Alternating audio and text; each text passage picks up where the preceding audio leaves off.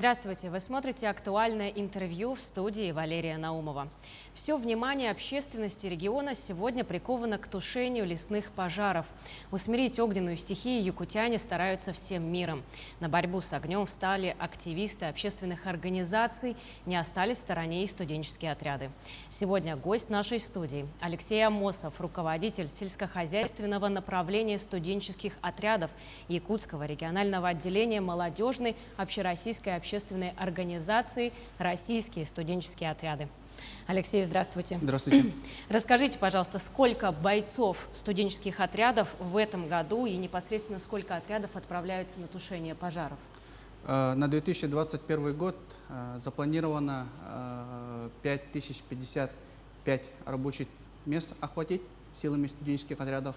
На борьбу с лесными пожарами мы планируем, получается, вывести более 100 бойцов студенческих отрядов. Вот. С этой целью, да, в феврале месяце мы совместно с молодежным правительством Республики Саха-Якутия при поддержке правительства Республики Саха-Якутия создали проект студенческих противопожарных отрядов «Прометей-2021». Здесь именно задача стояла, чтобы усилить, помочь, да, ГАО «Якутлесресурс» с обеспечением именно в усилении контингента борцов с лесными пожарами. По данному проекту уже задействовано более 30 человек, это 8 по сезонным рабочим, то есть это районным филиалам, и более 30 это уже мобилизованные привлекаемые лица, то есть это люди, которые непосредственно работают на пожаротушении. А как у вас организован набор добровольцев? Да, получается, на данный момент, да, мы комплектуем отряды и уже списки направляем непосредственно ГАО «Якутлесресурс». Мы с ними подписали договор, да, по привлечению физических лиц, так называемых мобилизованных привлекаемых лиц. И далее, после распределения, ребята уже выезжают в районы. Вот. Получается, студент, да, мы запустили информационную кампанию по привлечению студентов в данные отряды.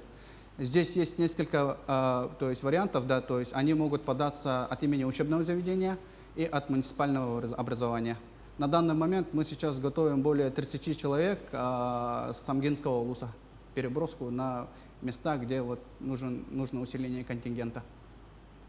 Это в основном юноши, девушки, может быть, какие-то специальные требования к здоровью? Да, у нас требования – это 18 лет и юноши. Да. Здесь пока мы не можем привлечь девушек, да. Но сейчас именно стоит вопрос привлечь девушек в части готовки и пропитания. Потому что вот в горном районе, да, то есть контингент очень сильно увеличился, и есть информация о том, что не хватает рук по приготовлению пищи. Пока вот этот вопрос остается вот открытым. А для юношей предусмотрен какой-то медосмотр? Да, прежде всего, да, это желание работать. Мы человека информируем, то, что он едет работать до конца пожароопасного периода в районе. Вот, то есть это может быть 2 недели, это может быть месяц или это может быть 2 месяца. То есть они перед отправкой, да, все с каждым мы подписываем договор ГПХ, и где вот указано то, что они едут туда до конца пожароопасного периода. Вот. Это прежде всего, чтобы если человек, да, решил ну, на эмоциях, да, принять участие, чтобы он вот задумался. И второе, это получается по физическому здоровью. Получается, да, то есть выдержит ли человек, и если у него метод вот. Если все эти факторы, да, то есть сходятся, то есть человек, да, мы его закрепляем за отрядом, и он уже едет на район. А как вы подготавливаете добровольцев? Возможно, с ними проводят какой-то инструктаж, сотрудники авиалесоохраны, лесхозов? Да. Ребята перед выездом, да, подписывают технику безопасности студенческих отрядов, но там очень широкая, то есть по всем направлениям они подписывают, да, а вот получается по лесным пожарам они непосредственно перед выездом специалистами Якутлесресурса вот именно проходят технику безопасности. Да, и на местах, получается, сейчас наши ребята работают, например, в горном районе, да, и они закреплены за районным лесничеством, и они вот вместе с ними отрабатывают. То есть в основном это работа по карауливанию, по минерализации вот именно грунтов. они работают. То есть непосредственно, да, участие вот именно в тушении открытых вот, пожаров, они не принимают участие пока. Возможно, у вас проходили бойцы какие-то специальные курсы, у вас ведь 100 человек, которые вы направили, и будут ли в дальнейшем они тоже? Я повторюсь, то, что 100 человек – это плановое значение. До сегодняшнего дня идет формирование контингента, да, вот этих 100 человек. Вот. Мы вот с февраля месяца охватили около пока 30 человек. Вот. Пока мы именно планку, да, заполнили на 1/3, можно сказать. Вот. А в дальнейшем планируете ли вы проводить какие-то подготовительные курсы, возможно? Да, мы вот в марте месяце, да, встречались по линии президентских грантов с иркутскими вот именно пожарниками, специалистов, которые работают с лесными пожарами в Иркутской области. И вот они нам вот, да, посоветовали, они нам дали методические вот указания, да, как формировать вот именно студентов. И получается, да, в будущем есть такая необходимость, то, что да, людей надо обучать, потому что сейчас, да, вот, опыт показывает то, что у ребят пока нет допуска к открытым вот именно пожарам. Ну, мы поговорили про подготовку, а как у вас обстоят дела с экипировкой? На данный момент, да, ребята, которые заявили желание, вот получается это третий момент, да, по экипировке. От ребят требуется от себя это палатка, туристический коврик, это спальный мешок, посуду, да, от которого он будет есть, и получается кирзовые сапоги и рабочая форма энцефалитка. Эти требования, да, составлены от специалистов Якутлесресурса, да, и пока на данный момент ребята находят вот эту экипировку за собственные силы. Вчера вот было собрание, да, совещание вот, в созданном республиканском волонтерском корпусе, да, по тушению лесных пожаров. И там будут приниматься вот, перечень вот, необходимых вещей, которые помогут вот, именно участникам вот, тушения лесных пожаров. Я думаю, то, что мы в этом плане, мы с корпусом, да, нас вчера включили, мы будем сотрудничать по этой линии, потому что половина ребят отсеивается от того, то, что они не могут найти себе экипировку. Ну, то есть мы понимаем, то, что здесь прежде всего студенты, да, и это студенты, которые приехали с районов, то есть у них вот пока нет наличия вот таких экипировок. И вот даже если судить по рынку, да, например, по рынку города Якутска, да, кирзовые сапоги, это, ну, в среднем стоят 2-2,5 тысячи рублей, то есть не каждый студент здесь потянет. Вот. Но в этом, мы надеемся, могут помочь волонтеры, потому что сейчас открыты сборы, все якутяне, да, возможно, помогут. Да, очень возлагаем на них надежду, да, и всех вот жителей республики призываем именно принять участие в данной акции. А что насчет питания на местах? Организовано горячее питание, да, на местах тушения пожаров. Если таковой нет возможности, да, ребятам выдаются продукты или сухие пайки.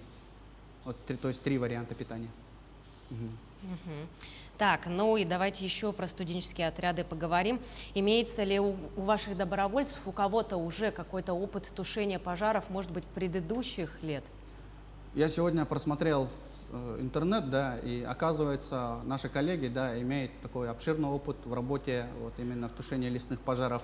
Я скажу честно, то, что массово, да, студенческие отряды Республики Саха-Якутия начали выходить только в этом году. В 2017 был эпизод вывода более 10 человек, но там это был такой, как эксперимент, можно сказать. Но вот в этом году, да, вот, получается, нам дали призыв, и вот мы сейчас будем набираться опыта, да, вот, участия именно в тушении лесных пожаров. Я думаю, то, что уверен, в будущем это, несомненно, этот опыт понадобится нашим именно будущим коллегам, тем, кто вот именно после нас будет работать в штабе. А что касается других регионов, да, то есть я читал статьи, где с Московской области, с Краснодарского края ребята тоже выводили на тушение лесных пожаров, то есть эта тенденция, да, оказывается, есть и по всей России. Вы планируете, соответственно, дружить с другими регионами, со студотрядами, чтобы всем вместе? Да, ежегодно у нас проводится всероссийский слет, где съезжаются, да, лучшие представители студенческих отрядов регионов, да, где есть вот круглые столы. И мне кажется, да, вот слет, который пройдет в городе Воронеже, да, нужно будет поставить вопрос по именно утверждению в положении, требований и так далее по именно студенческим отрядам, которые работают в тушении лесных пожаров. Мгм. А расскажите, как вот студенческие отряды в дальнейшем в целом могут применять свой опыт при столкновении с какими-то природными стихиями? Конечно, не дай бог, чтобы они нас атаковали. Да, ну вот если судить по истории, да, Якутии, студенческие отряды, то есть в нынешнем, да, виде, они создались именно в 2000-х годах, когда произошло вот наводнение в Ленском районе, в городе Ленске. И стала необходимость, то, что да, нужен штаб, нужны руководители, которые будут именно непосредственно работать со студентами по созданию студенческих отрядов. То есть я думаю, то, что да, есть смысл в том, чтобы молодые, да, юноши, да, физически крепкие, принимали участие вот именно в ликвидации таких последствий. Мгм. А в целом студенты в каких еще проектах у вас в этом году принимали участие? В этом году, как я говорил, студенты наши работают по 5 основным направлениям. Это строительные, это сельскохозяйственные, это путинные, это медицинские, это специализированные. Специализированным относятся вот именно вот студенты, которые выходят на тушение лесных пожаров.